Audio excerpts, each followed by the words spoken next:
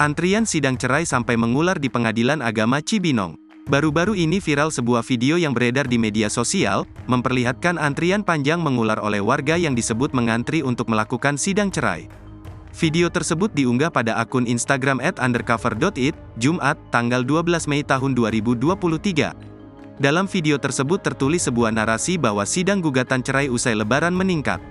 Dunia sedang tidak baik-baik saja, abis Lebaran gugatan cerai meningkat. Mau sidang antrinya udah kayak orang antri sembako, tulis narasi dalam video. Nampak dalam video tersebut, puluhan orang bahkan mungkin ratusan memenuhi Pengadilan Agama Cibinong.